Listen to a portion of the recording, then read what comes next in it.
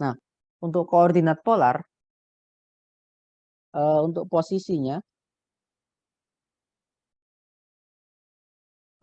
ini mudah ya, karena dia sumbunya ikut berputar, berarti dia posisi benda pasti ada di sumbu R topi terus ya. Jadi tidak mungkin ada di sumbu theta topi.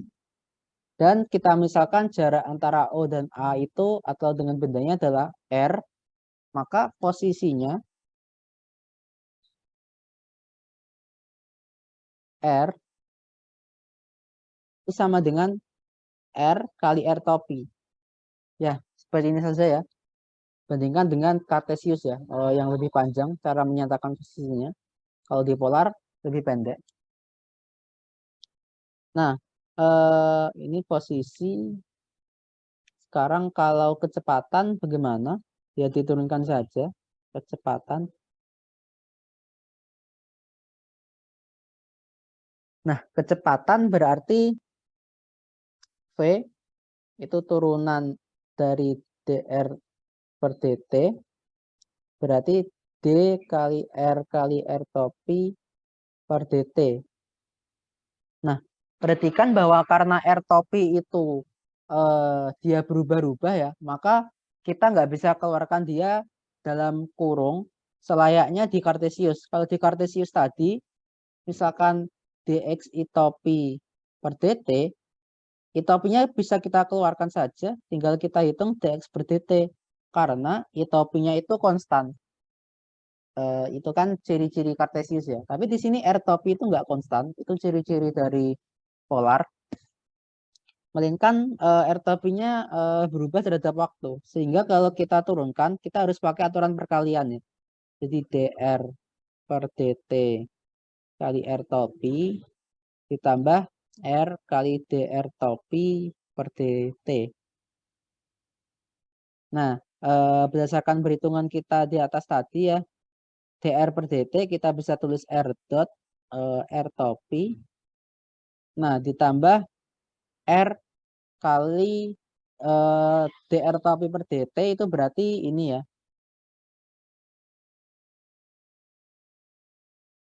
Itu berarti di sini sama dengan R kali theta dot theta topi. Nah, di sini ada penulisan yang lebih familiar ya. Perhatikan bahwa ini tuh merupakan kecepatan radial, arah radial. Sedangkan theta topi itu kecepatan arah tangensial. Nah, theta dot itu kan sebenarnya kecepatan sudut ya. Jadi kecepatan tangensialnya itu sama dengan omega R. Nah, ini seperti digerak melingkar ya, mungkin yang sudah familiar. Jadi sebenarnya kecepatan tangensial itu kita bisa turunkan seperti ini ya, kita pakai koordinat polar. Nah, untuk percepatan ini yang lebih ribet ya, tapi aku coba kerjakan saja.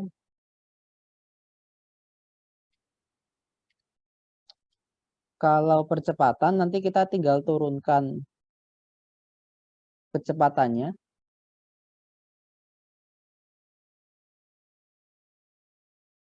Nah, ya. Berarti percepatan A topi sama dengan dv per dt.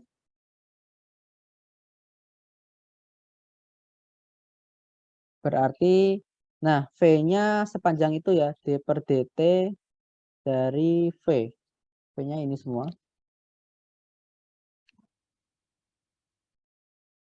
Nah ini panjang. Mungkin aku coba sekilas ya. Aku coba aja full. Ini ya ketelitian saja. Yang suku pertama itu kan berarti ada perkalian 2 kali ya. Maka kita harus turunkan. Yang pertama dr per dt kali R topi ditambah R dot kali dr topi per dt.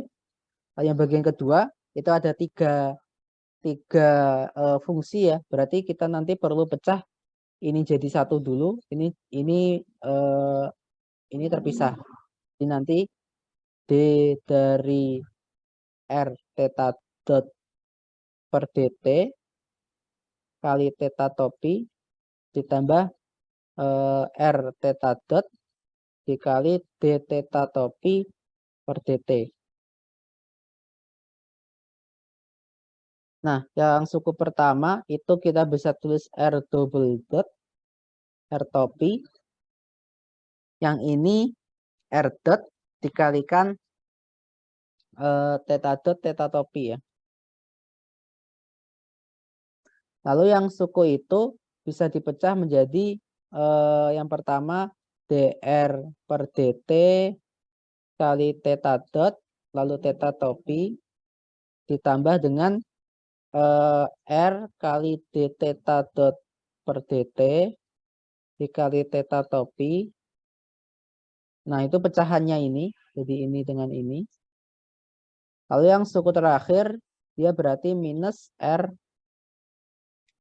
theta dot d theta dot per dt itu kan tadi minus theta dot r topi ya. Berarti minus r theta dot kuadrat kali r topi. Nah, dirapikan lagi A sama dengan r double dot r topi ditambah r dot theta topi. Nah, yang bagian sini juga r dot theta topi. Bagian sini menjadi r theta double dot theta topi. Ini menjadi r theta dot kuadrat r topi. Jadi kalau disederhanakan banget nanti jadi seperti ini.